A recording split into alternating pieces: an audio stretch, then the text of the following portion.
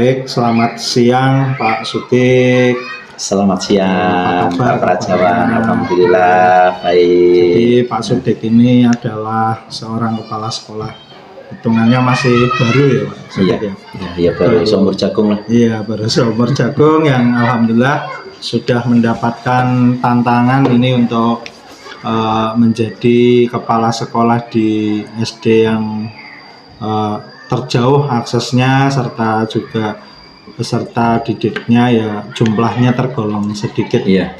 Tentunya dalam melaksanakan tugas kan mesti Pak Sudik ada menemui dilematika atau kendala-kendala. Ya, nanti ini mohon maaf ini mengganggu waktunya sebentar untuk sekedar berbincang-bincang atau melakukan diskusi ini sama Pak Sudik. Ya, silakan dengan senang hati. Jadi Pak Sutik berkenan ya untuk diwawancarai. Sangat berkenan. Kemudian baik Pak Sutik. Jadi pernahkah Pak Sutik akhir-akhir ini menghadapi sebuah masalah atau sebuah kasus yang tentunya membutuhkan kepemimpinan Pak Sutik dalam artian untuk membuat keputusan yang tepat, pernah atau tidak? Ya, ada beberapa hal. Ya pernah lah. Ya. Karena saya di sini kan mulai Juni, Juli, Agustus, September, hampir 5 bulan ini pastinya ya ada ya walaupun tidak banyak. Jadi pernah ya Pak Sutik ya dalam menghadapi berbagai permasalahan atau yang membutuhkan Anda sebagai pemimpin dalam membuat keputusan terhadap masalah itu. Lalu kalau pernah kira-kira permasalahan atau kasus seperti apa itu bisa diceritakan pada saya Pak Sutik? Iya, diantaranya ya seperti di bulan ini ya, di bulan Oktober ini kan ada 2 event besar, itu seleksi, yaitu lomba MAPSI, lomba mata pelajaran agama Islam dan seni Islami, dan FTBI yaitu Festival Tunas Bahasa Ibu yang dilaksanakan 2 minggu itu 2 event. Nah, tentunya kami yang sekolahnya itu siswanya hanya sedikit ya 76 itu kewalahan ya dalam hal biaya pendaftaran, apalagi tempatnya juga jauh dari lokasi lomba atau dari kecamatan, dan ini di sini tuh di perbatasan kecamatan lain, Kecamatan Kandang Serang, dan yang sebelah barat itu Kabupaten Pemalang. Itu tentunya kita banyak sekali kendalanya, yaitu terutama di biaya. Jadi Pak Sutik memiliki permasalahan antara mengikuti lomba tersebut tapi dengan kondisi yang terbatas nih, seperti itu.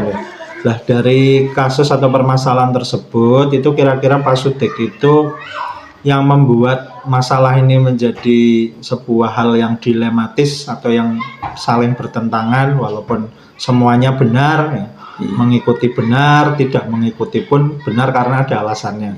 Itu yang membuat ini dilematis itu hal apa kira-kira Pak Sutik? Ya, yang jelas yang pertama yaitu sumber dana. Karena kami di sini alhamdulillah sumber dana ini Mas ya, kemarin saya rembukan musyawarah dengan teman-teman ya sama ya, yaitu yang nasibnya seperti saya, siswanya kecil ya sumber dana utamanya. Karena ketika itu anak-anak kami itu dikirim ke kecamatan, lomba kecamatan itu pastinya membutuhkan ya, biaya yang sangat besar, apalagi transportasi dan lainnya. Jadi dilemanya dalam kasus ini kalau saya tangkap Pak Sutik itu dilema antara kalau ngirim berarti harus ada dananya untuk menopang tersebut, sedangkan kondisi sekolah juga dananya minim seperti itu ya, terbatas. Tapi kalau tidak ngirim kok mungkin ada anak-anak yang berpotensi ya, dan menurut dari sekolah panjenengan mungkin kan harus mengikuti karena untuk wadah penyaluran bakat dan minat sebagainya. Itu dilemanya ya Pak Sutik ya, Iya. seperti itu. Nah kemudian Pak Sutik, dari kasus tersebut atau permasalahan tersebut itu kan pastinya sudah diputuskan. Jenengan Iya, sebagai iya, kepala sekolah iya. kan sudah diputuskan. Iya. Kira-kira keputusan yang diambil oleh Pak Sutik pada permasalahan tersebut itu apa kira-kira? Ya akhirnya kami memutuskan supaya mengirim.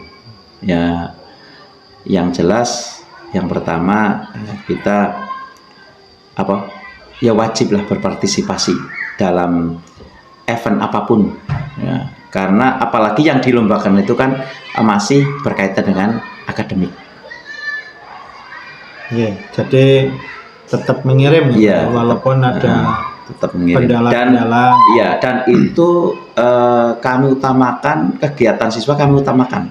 Jangan sampai walaupun tidak semua cabang lomba misalnya setelah kita telusuri, setelah kita seleksi intern siswa itu misalnya ada yang memang intek siswa maupun intek gurunya itu tidak memungkinkan kirim ya tidak bisa Baik. Jadi keputusannya Pak Sutik tetap memutuskan untuk mengirim seperti itu ya, untuk mengirim siswa-siswanya mengikuti hampir semua cabang lah seperti itu ya. Nah kemudian Pak Sutik, ini kalau saya ambil dari percakapan ini, Pak Sutik mungkin saya berikan 3 pilihan atau bisa memilih dari lebih dari itu ya. Dari keputusan yang Pak Sutik ambil tadi, kira-kira itu berdasarkan prinsip apa? Apakah karena rasa kasihan, apa karena rasa peduli, atau karena peraturan? Nah, peraturan itu kan berarti jenengan memang wajib peraturan untuk mengirim. Apa jenengan membuat keputusan itu karena rasa kasihan? Kasihan maksudnya dalam artian, wah eman-eman iki anak-anak ora melu, tidak ikut, tapi tetap saya putuskan harus ikut karena rasa kasihan tersebut atau rasa peduli. Kira-kira yang mana itu? Ya, yang jelas event siswa tersebut, apalagi ini adalah kompetisi ya, ini banyak sekali pelajaran yang diambil di sana, yaitu menanamkan kepada anak ini ya tanggung jawab, ada sikap peduli juga ya. Kemudian di sana ketika lomba ya, itu kan kita itu yang jelas prestasi kita kedepankan atau prestasi, tapi jujur yang utama ya, jujur yang utama. Kemudian kalau misalkan dalam kompetisi itu kok tidak, misalnya kalau juara itu kan hanya angka ya, angka-angka. Karena yang diambilnya angka 1, 2, 3 misalnya, itu kan hanya angka-angka saja. Dan misalnya ke piala, itu piala kan hanya terbatas, terbatas. Nah itu ada hal yang sangat pelajaran yang sangat berharga sekali, yaitu menerima keputusan, kemudian sabar, kemudian menghargai prestasi orang lain. Itu penting. Jadi dari keputusan yang sudah diambil tadi ya, misalkan tadi kan tetap jenengan ngirim walaupun dananya terbatas. Itu ketika jenengan mengambil keputusan itu dasarnya apa? Apakah karena rasa kasihan atau karena jenengan memang karena ada peraturan harus ngirim tetap ngirim? Apakah karena kasihan atau karena adanya peraturan?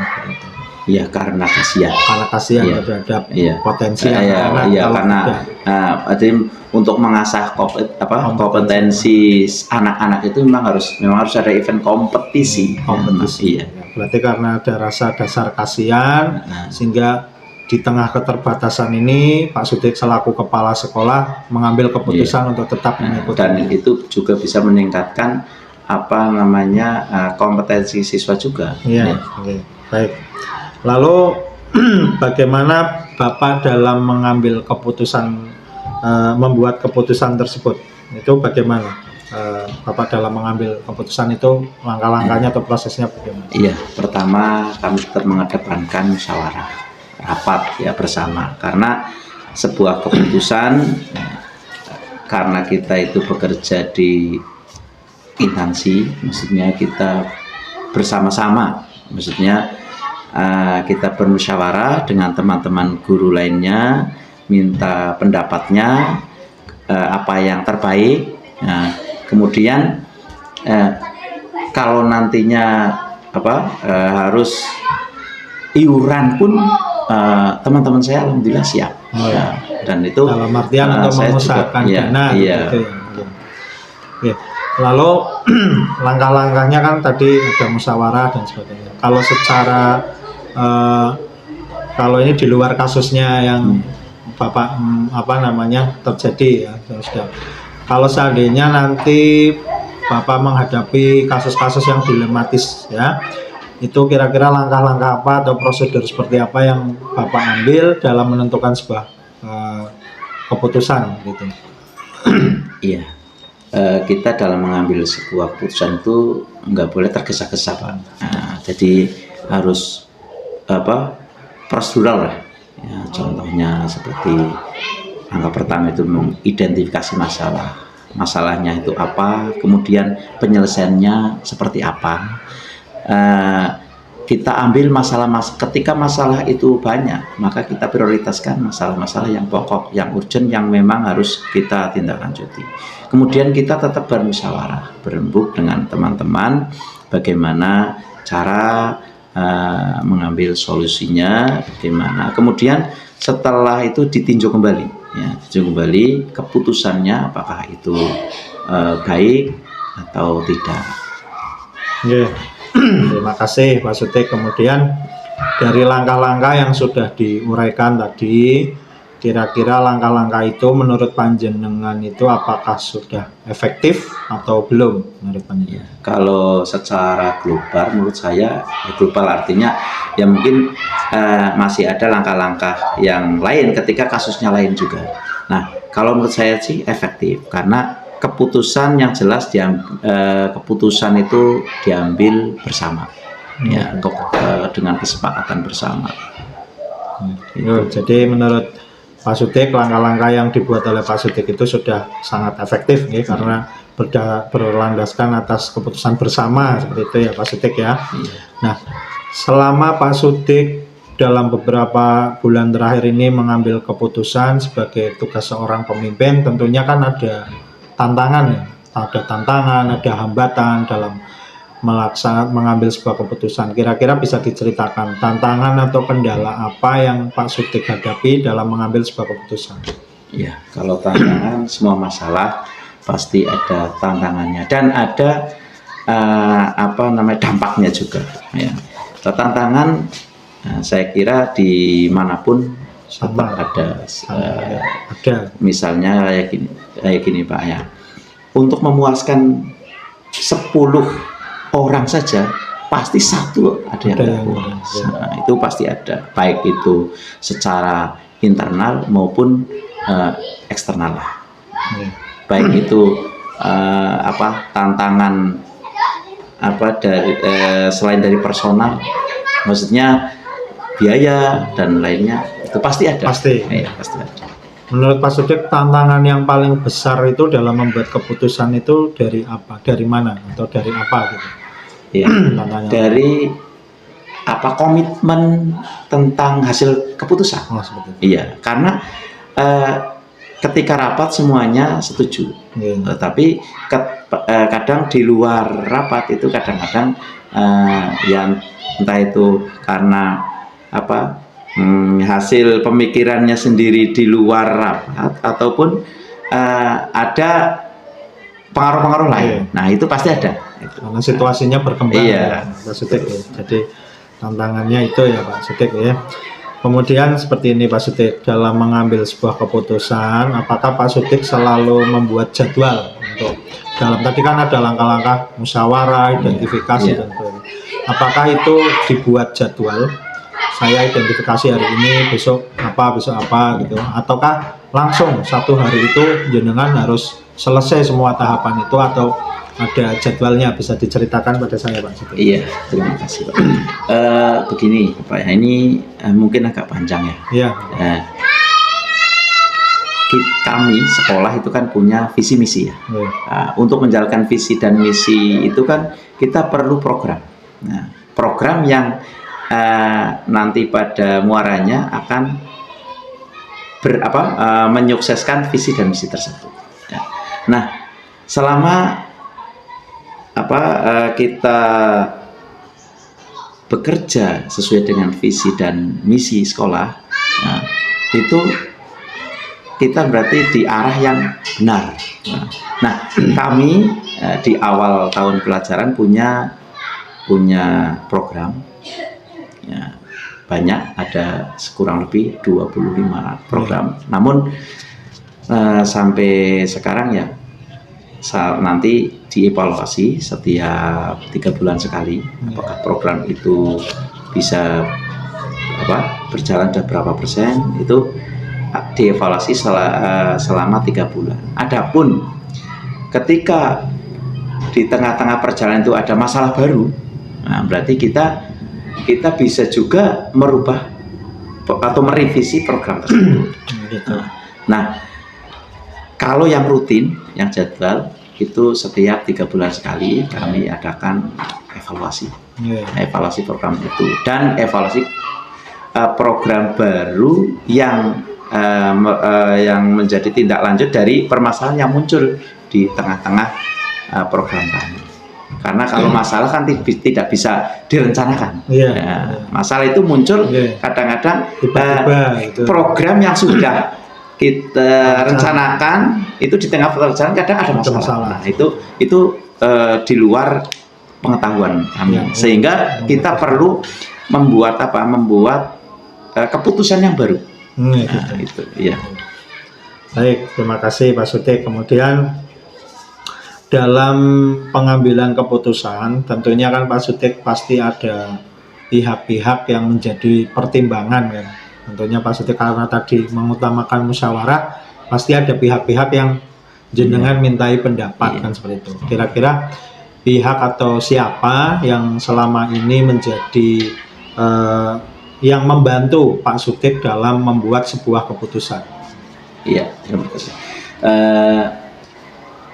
Kami dalam membuat program juga bagaimana strategi pelaksanaannya. Nah, kami juga selalu yang pertama koordinasi, itu yang utama. Koordinasi kepada pemangku pendidikan seperti dinas dalam ini Korwil, terus pengawas bina, kemudian juga melibatkan desa, kepala dusun, komite sekolah, itu selalu kami libatkan. Bahkan ada rutinan bulanan yang memang kami melibatkan tokoh-tokoh masyarakat, kepala desa, kemudian komite sekolah untuk duduk bersama, walaupun ya acaranya di luar jam efektif sekolah. Malam ini sudah berjalan, sudah 2 atau 3 kali ini berjalan, dan alhamdulillah banyak sekali manfaatnya, dan kita bisa mengambil sebuah keputusan-keputusan yang memang kami tidak mampu. Nah, itu ternyata sangat efektif sekali. Ya, contohnya ini kalau saya mencontohkan, mau ada bangunan musola, mau ada rehab, ini juga tidak lepas dari sinergi kita, juga tidak meninggalkan musyawarah. Kita tetap selalu bermusyawarah dengan teman-teman dalam mengambil keputusan, rapat, itu pasti. Jadi tentunya keputusan yang diambil Pak Sutik tidak terlepas dari pertimbangan-pertimbangan atau sinergi dari pihak-pihak yang lain, seperti itu. Berarti intinya Pak Sutik tidak pernah itu memutuskan itu sendiri, mutlak seperti itu ya Pak Sutik. Nah, baik Pak Sutik. Kemudian dari dalam hal pengambilan keputusan itu faktor-faktor apa kira-kira yang mempermudah Pak Sutik dalam mengambil sebuah keputusan? Itu faktor-faktor apa yang mempermudah atau membantu Pak Sutik? Selain mungkin tadi dari pihak-pihak yang lain, mungkin apakah ada sarana prasarana yang mempermudah dalam mencari informasi untuk Pak Sutik mengambil sebuah keputusan? Iya, faktor-faktor supaya apa ini mempermudah dan membantu dalam mengambil keputusan ini tentunya ya sangat banyak ya faktornya. Ya diantaranya kami awali dengan membuat grup WA. Grup WA itu ada grup WA guru penjaga, ya, kandik, kemudian juga dengan paguyuban. Ya. Nah ini adalah penting grup WA ini untuk apa? Untuk berkomunikasi. Dan alhamdulillah kami dan teman-teman ini adalah domisilinya itu Windurojo. Jadi dalam hal ini mudah sekali untuk ini berkomunikasi. Ya. Okay. Jadi faktor-faktornya yang menunjang itu tadi ya yang sudah disebutkan ya Pak Sutik ya. Kemudian nih Pak Sutik, saya ada pertanyaan lagi ini di luar itu juga. Kita kembali ke masalah yang sudah tadi Pak Sutik uraikan bahwa dalam masalah pengiriman lomba itu ya. Nah, kalau Pak Sutik disuruh memilih nih, itu antara masalah tersebut itu menurut Pak Sutik itu antara keadilan melawan rasa kasihan atau individu melawan kelompok seperti itu. Kalau dalam pandangan Pak Sutik, dilema yang muncul terhadap permasalahan yang tadi pengiriman lomba itu antara kepentingan keadilan dengan rasa kasihan atau antara individu dengan kelompok. Kalau Pak Sutik harus milih. Ya, kalau menurut saya ini ya rasa kasihan, keadilan dengan rasa kasihan. Oke. Mungkin Mas Sutik kan beranggapan bahwa ya mungkin gini, mungkin kalau misalnya kan ini ya anak-anak kan ya ini tentang apa namanya, anak-anak itu kesana ya seneng karena apa? Karena ya merasa satu ya dipilih, bertanggung jawab gitu ya Pak. Kedua merasa itu anak itu lebih dari yang lain. Dan yang ketiga anak juga rela sangu sendiri. Nah ini yang mungkin kalau misalnya tanya dengan yang anak-anak yang lain yang di kota itu mungkin akan berbeda. Jadi seperti itu ya Pak Sutik ya. Nah, kemudian Pak Sutik ini kan tadi kan sudah dibuat keputusan terhadap masalah yang tadi bahwa Pak Sutik tetap mengirim mengikuti lomba walaupun dananya terbatas, mungkin bosnya belum cair dan sebagainya, kan harus mengusahakan dana-dana yang lain. Nah, seandainya nih Pak Sutik nih, misal keputusannya Pak Sutik itu viral di media sosial, kira-kira Pak Sutik akan merasa nyaman apa tidak dengan keputusan itu? Saya akan merasa nyaman karena apa yang saya usahakan, apa yang saya keluarkan itu karena itu kegiatan anak ya jelas. Yang kedua ya kami berharap supaya ada perhatian khusus lah kepada anak sekolah-sekolah yang di bawah siswanya di bawah 100 itu harus mengikuti kegiatan yang sama ya dengan sekolah-sekolah yang siswanya banyak. Ini kan padahal operasionalnya juga sama. Iya. Ya, jadi mungkin dari saya malah senang kalau misalnya ada viral gitu. Kalau viral kan mungkin ada masukan-masukan terhadap keputusan yang dibuat oleh Pak Sutik. Mungkin kan ada yang pro, ada yang kontra kan. Dari masukan-masukan tersebut kan mungkin nanti Pak Sutik bisa mengevaluasi keputusan tersebut nih. Dan ini bagus maksudnya kan dengan adanya evaluasi itu kita juga untuk refleksi lah maksudnya. Refleksi. Baik Pak Sutik, untuk yang terakhir yaitu jadi selama 4 bulan ini kan Pak Sutik menjabat sebagai kepala sekolah, sudah tentunya sudah keputusan-keputusan yang dibuat terhadap sebuah permasalahan baik yang tingkatnya resikonya rendah sampai yang tinggi kan sudah dibuat. Nah, kira-kira dari pengalaman Pak Sutik dalam mengambil keputusan itu, pembelajaran apa yang menjadi manfaat bagi Pak Sutik dalam pengalaman-pengalaman tersebut, terutama dalam hal pengambilan keputusan. Iya. Pembelajaran apa yang bisa diambil dari Ya. itu? Kalau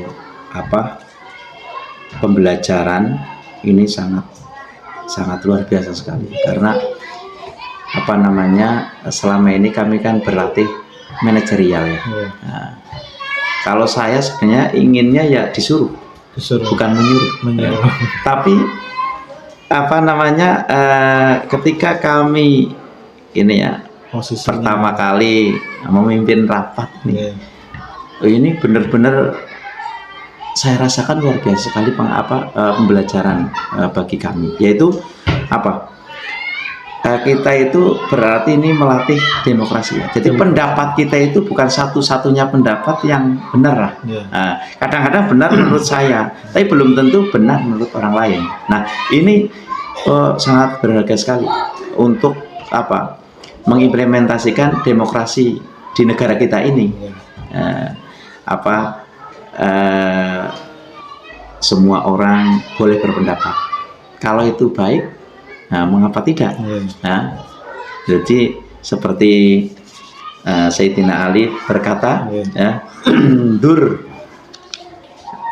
makola walatangdur mankola. Lihatlah apa isinya yang dibicarakan. Kalau itu baik, ikuti walaupun terucap dari mulut pengemis atau siapalah. Tapi walatangdur mankola. Jangan melihat orangnya, tapi melihat apa yang dibicarakan. Nah, kami juga tidak membeda-bedakan antara itu PNS, PP3K atau itu Wiyata Bakti. Itu kalau punya pendapat yang baik, kita adopsi. Supaya untuk memajukan sekolah kami. Itu jadi yang pembelajaran yang dapat diambil itu adalah rasa demokratis ya, betul-betul dilatih dan dilaksanakan gitu. Ya, Pak Sutik, sebagai penutup memang seperti itu. Jadi mungkin ada pesan saya pernah membaca ini Pak Sutik, atau pernah mendengarkan bahwa seorang pemimpin itu Pak Sutik kalau terlalu memikirkan akibat itu nanti tidak akan membuat keputusan-keputusan. Kalau nanti akibatnya seperti ini, akibatnya seperti ini, nanti pasti ujungnya tidak pernah membuat keputusan. Tapi kalau karena kan seperti yang Pak Sutik mungkin tadi saya bilang, bahwa keputusan itu ada yang terpuaskan, ada yang tidak, kan seperti itu. Pasti ada dampak yang senang, ada yang tidak. Tapi sebagai pemimpin, keputusan itu kan sudah harus memang sesegera mungkin agar semuanya bisa berjalan dan dampak dan akibatnya kan bisa dievaluasi. Mungkin Pak Sutik ada pesan-pesan bagi teman-teman yang mungkin teman-teman lain yang sekarang berprofesi sebagai kepala sekolah, bagaimana pesan-pesan dalam mengambil keputusan itu menurut Pak Sutik harus bagaimana, untuk pesan-pesan kepada rekan kepala sekolah yang lain? Yang pertama, fungsikan apa yang menjadi tugasnya. Artinya kalau bendahara ya bertugas mengelola keuangan. Kemudian libatkan untuk bermusyawarah. Maksudnya mengambil keputusan harus berdasarkan musyawarah. Kemudian yang ketiga, dengarkan pendapat orang lain. Belum tentu pendapat kita itu satu-satunya pendapat yang mutlak benar. Itu saja, 3. Baik, terima kasih Pak Sutik. Obrolan kita siang ini sungguh sangat luar biasa. Juga banyak manfaat dan ilmu yang bisa saya serap nih dari obrolan ini. Terima kasih sekali lagi saya ucapkan, dan mohon maaf sudah mengganggu waktunya. Mudah-mudahan ini berkah dan juga Pak Sutik selalu diberikan kesehatan dan amin. Terima kasih Pak Sutik. Selamat siang.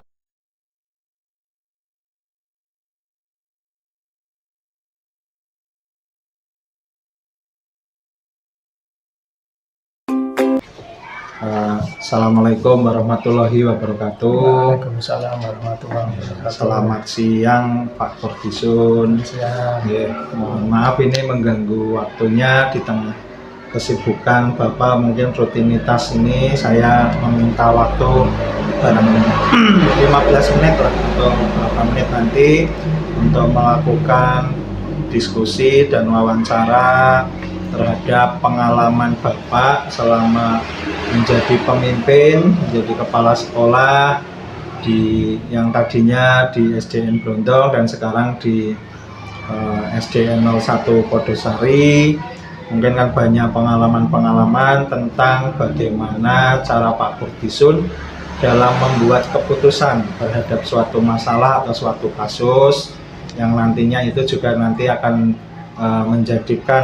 menambah wawasan saya dalam menjadi pemimpin di institusi atau di lingkungan sekolah saya. Nah, Pak Kurdisun, ini saya mau menanyakan yang pertama, apakah akhir-akhir ini atau selama karir panjenengan sebagai KS pernah menjumpai sebuah permasalahan atau sebuah kasus yang membutuhkan pemikiran yang keras atau tenaga waktu dalam memutuskannya atau banyak pertimbangan untuk mencapai sebuah keputusan? Pernah atau mboten? Pernah. Pernah nih. Ya. Ya, misalkan berkenan mungkin Pak Kurdisun dapat mencontohkan kira-kira kasus permasalahan apa yang membuat Pak Kurdisun memiliki pertimbangan yang lebih dalam memutuskannya gitu.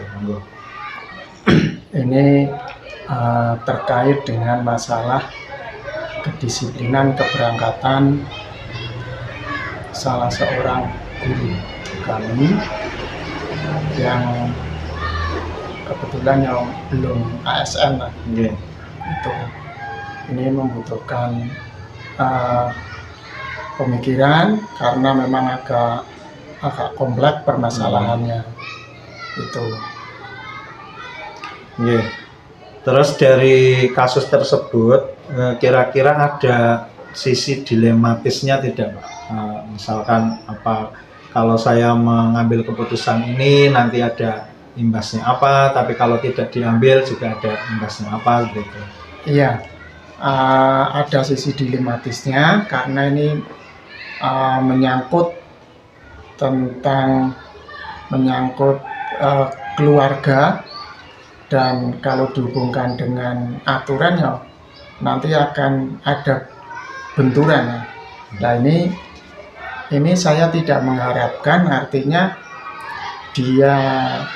saya kaku menerapkan sebagaimana aturan yang berlaku, tetapi di keluarga yang bersangkutan malah tidak nyaman. Akhirnya secara keseluruhan nanti dalam melakukan atau memberikan pembelajaran atau melaksanakan tugas dia sebagai pengajar malah akan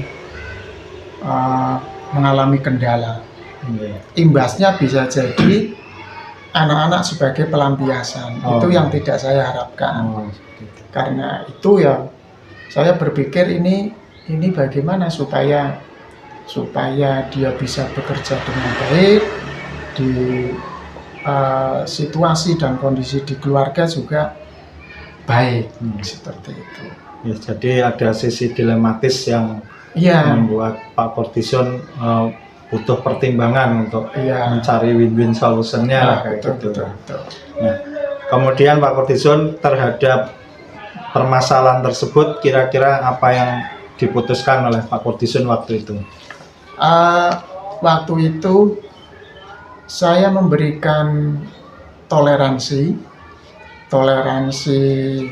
waktu keberangkatan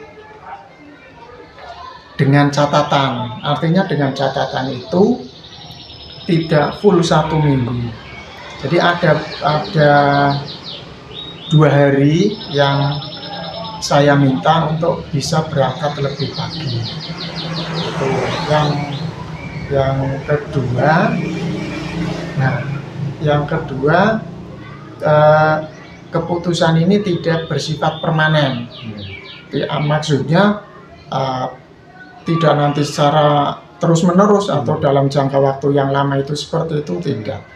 Manakala nanti persoalan atau permasalahan di keluarga kok sudah bisa reda, bisa teratasi.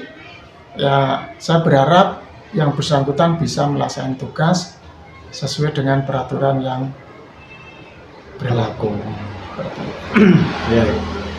Lalu dari keputusan tersebut nih Pak Kordison, kira-kira prinsip apa yang dipakai Pak Kordison untuk memutuskannya? Apakah karena rasa kasihan, apakah karena rasa peduli, atau karena rasa peraturan, atau bisa ketiga-tiganya, atau bagaimana? Ya. Yang pertama peduli, yang kedua peraturan. Karena saya peduli dengan yang bersangkutan, tetapi tidak mengabaikan secara keseluruhan peraturan yang berlaku. Iya. Itu. Jadi karena rasa peduli ya, yang utamanya Ya, rasa peduli, namun tidak ya, semata-mata untuk melanggar melanggar peraturan. peraturan. Gitu. Baik, terlepas dari kasus yang atau permasalahan yang mungkin Pak Kordison tadi sudah alami, terlepas dari situ, saya mau tanya nih Pak Kordison, dalam membuat sebuah keputusan atau menyelesaikan masalah, itu biasanya Pak Kordison itu melakukan langkah-langkahnya seperti apa, atau tahapan-tahapan dalam membuat keputusan itu bagaimana? Ya, yang pertama langkah-langkahnya yaitu identifikasi masalah. Artinya saya mencari informasi mengapa ini yang bersangkutan kok agak terlambat dalam berangkat. Nah, dari penggalian informasi itu didapat bahwa yang bersangkutan masih punya anak yang perlu diurus, balita. Yang kedua ternyata ada kendala di transportasi. Oh, di transportasi. Iya, jadi bergantian. Jadi satu kendaraan dipakai untuk kerja suami dan juga istri. Oh, jadi iya. kadang ada benturan, suaminya harus berangkat pagi mungkin, kemudian mengantar kerja istrinya. Jadi kadang ada kendala di situ, sehingga ada agak molor waktunya, dan juga mungkin mengurus itu anak yang masih balita itu. Nah, dari langkah-langkah tersebut, kira-kira itu efektif nopo mboten? Dari langkah-langkah yang sudah diambil itu dalam membuat keputusan, menurut Pak Kordison itu sudah efektif atau belum? Menurut saya ya efektif ya. Efektif itu efektif. Saya tidak hanya mengira-ira saja bahwa permasalahannya ini tanpa menggali informasi. Nah, itu saya menggali informasi itu dari rekan-rekan kerja yang kebetulan rumahnya juga berdekatan, artinya dekat. Kemudian wali murid juga saya menggali juga di wali murid. Nah, sedikit banyak kan kadang ada komunikasi antara guru dengan wali murid itu. Kemudian dalam membuat keputusan itu kan pasti ada hambatannya Pak ya, hambatan, tantangan, kendalanya. Itu kalau Pak Kordison dalam setiap membuat keputusan itu, kira-kira hambatan atau tantangan yang terbesar itu apa Pak? Kalau hambatan, saya kira hambatan awalnya ya ada sedikit lumrah lah. Misalnya sesama rekan kerja ada seseorang yang diperlakukan agak berbeda kan, pasti ada rasa bagaimana gitu kan ya, kurang nyaman, kurang nyaman, kecemburuan dan sebagainya. Tetapi saya sampaikan bahwa keputusan itu tadi saya sampaikan tidak bersifat permanen. Ya, setelah nanti permasalahan yang bersangkutan menyangkut beberapa hal tadi yang sebagai sumber masalah kok masalahnya, sudah ya. bisa diatasi, maka ya sama seperti Yang lainnya, kembali ke peraturan yang sudah kami berikan. Semata-mata apa ini? Semata-mata tadi supaya pembelajaran bisa berjalan dengan baik, lancar, bahwa permasalahan di rumah seorang guru tidak berimbas ke siswa. Seperti itu. Iya. Jadi Hambatan atau apa ya? Tadi kendala utamanya itu adalah mengatasi rasa kecemburuan sosial. Kemudian yang sama rekan kerja. Kemudian yang kedua adalah apa itu ya? Kalau sekarang itu mengistilahkan bullying ya. Iya, Bullying pada yang bersangkutan. Kemudian yang lebih lagi itu saya mengharap bahwa tidak menyingkirkan dia dari lingkungan pergaulan. Nah, jadi tetap kita komunikasi, tetap bergaul, ya normal lah, seperti biasa, seperti itu. Intinya membuat nyaman lah dalam bekerja dan saya memberikan pengertian seperti itu. Dan yang saya tangkap tadi bahwa hambatan itu terhadap suatu keputusan ini adalah bisa dievaluasi kembali, karena kan tadi tidak permanen. Jadi nanti suatu ketika sudah pada titik terkondisi masalahnya, itu nanti keputusan tersebut akan ditinjau kembali seperti itu, langsung pada saat pendekatan personal itu ya langsung disampaikan seperti itu. Jadi diselesaikan dengan sebaik-baiknya, manakala sudah berjalan dengan normal, baik, bisa mengikuti aturan yang berlaku. Kemudian yang selanjutnya nih Pak Kudison, dalam membuat keputusan tentu ada pihak-pihak atau orang-orang yang dijadikan, yang selalu dimintai pertimbangan oleh Pak Kudison sebelum memutuskan. Itu kira-kira siapa yang berperan selama ini bagi Pak Kudison? Selama ini setiap saya bermusyawarah, setiap baik musyawarah secara terbuka dengan rekan-rekan kerja maupun musyawarah, biasanya kan ada, kalau dalam meminta pertimbangan kan tidak harus secara terbuka di sebuah rapat kan, tidak. Kadang ada saya meminta waktu tersendiri kepada beliau untuk saya mintai masukan dan pendapatnya. Ini saya sering minta bantuan masukan pendapat kepada guru senior. Guru senior yang memang senior karena lebih senior dari saya selaku kepala sekolah. Berarti pertimbangan dari guru senior ya Pak. Kemudian misalnya nih Pak, ini di luar kasus tersebut ataupun di luar, suatu saat Pak Kudison itu membuat sebuah keputusan, kemudian keputusan tersebut menjadi viral di media sosial. Kira-kira itu membuat Pak Kudison nyaman atau tidak? Kalau misal saya jenengan membuat sebuah keputusan, kemudian ada yang memviralkan, nah kira-kira itu nyaman apa tidak bagi panjenengan?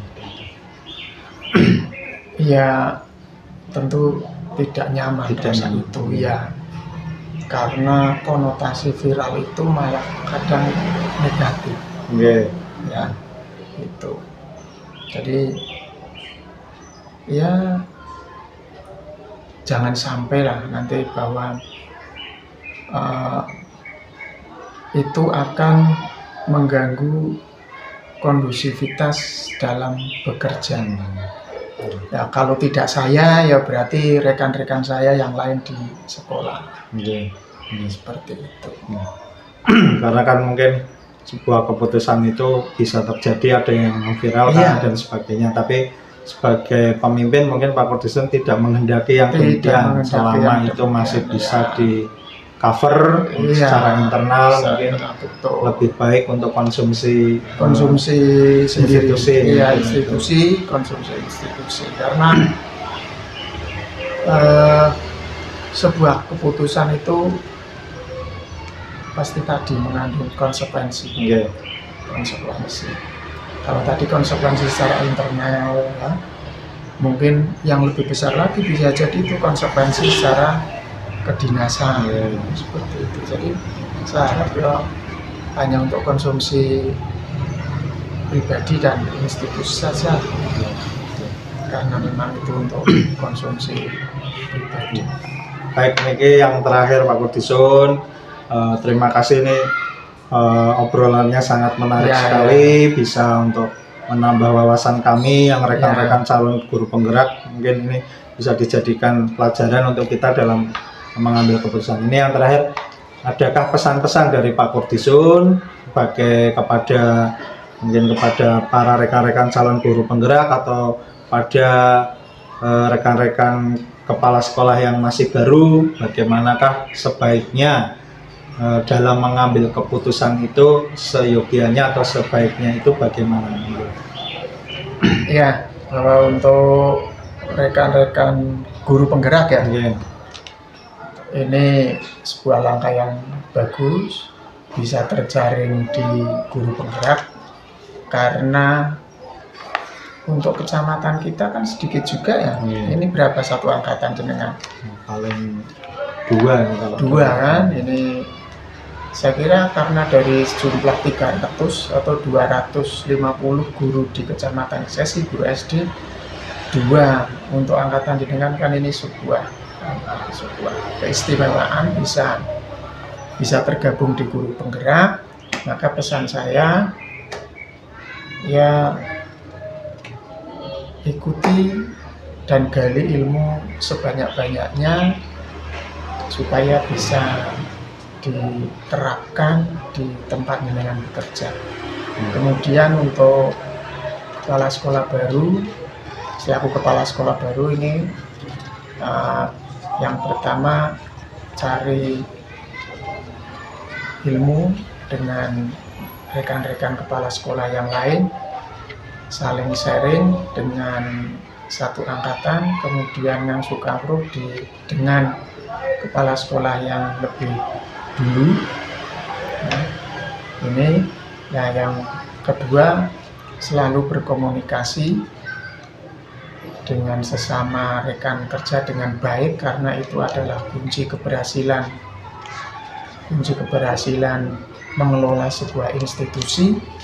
Jadi sekarang itu ya eranya komunikasi, bukan bottom up. Terus kepala sekolah, saya kepala sekolah ya orang anut aku kok orang tanda tangan, itu bukan zamannya. Ya. Yang kedua, jangan tergesa-gesa dalam menyimpulkan sebuah permasalahan. Maksudnya menyimpulkan itu ya diantaranya mengambil keputusan. Gitu. Ya, tadi identifikasi, amati, baru eksekusi. Jadi terlepas itu semua ya tadi jangan mengabaikan yang ada di senior ya, guru-guru senior yang sudah lama di situ, dimintai masukan pendapatnya bagaimana. Saya kira itu. Baik, terima kasih Pak Kurdisun. Ini untuk yang penutup. Ini jenengan setuju atau tidak, ini ada istilah atau ada sebuah ungkapan bahwa seorang pemimpin yang terlalu mengkhawatirkan akibat, terlalu berpikiran akibatnya apa, nanti ujung-ujungnya tidak pernah membuat keputusan. Itu terhadap istilah seperti itu, apakah jenengan setuju atau tidak? Jadi kalau ada pemimpin terlalu memikirkan betul.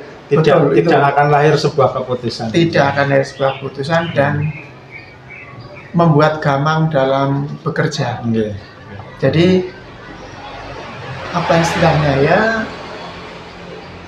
itu saja. Maksudnya misalnya dalam sebuah kasus, misalnya pasti bahwa sebuah keputusan itu mengandung konsekuensi ya. Iya. Mengikut sertakan siswa lomba saja kan ada konsekuensi Ada ini kan. konsekuensinya, biaya yang harus Konsekuensi diambil. biaya kan tetap backing. Kemudian ini hanya mengikut sertakan ini. Kepala sekolah kan kadang punya target, Iya, kan punya target kan paling tidak dari 5 misalnya. 5 ini saya berharap minimal 2 ini bisa mendapatkan 3 besar, atau kalau kita jumlahnya banyak yang 6 besar. Ini dari 42 6 besar sudah bagus ini. Iya. Ya ini kan target ini. Lah dari target ini kan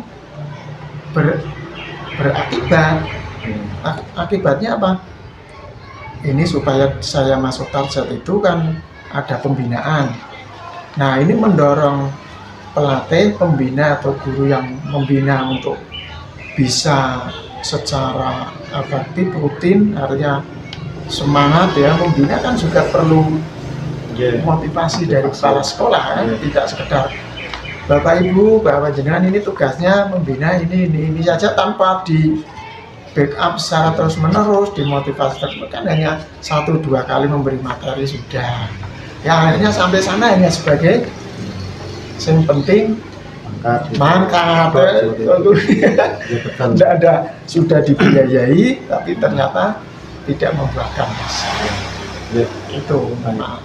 Jadi sekali lagi terima kasih Pak Kotison atas sharing-sharing pengalamannya, juga atas masukan-masukannya untuk rekan-rekan semuanya. Mudah-mudahan Pak Kotison dalam melaksanakan tugas ke depannya lancar, sehat, dan selalu berkah untuk semuanya. Ya, terima kasih. Saya akhiri Pak Kotison. Assalamualaikum warahmatullahi wabarakatuh.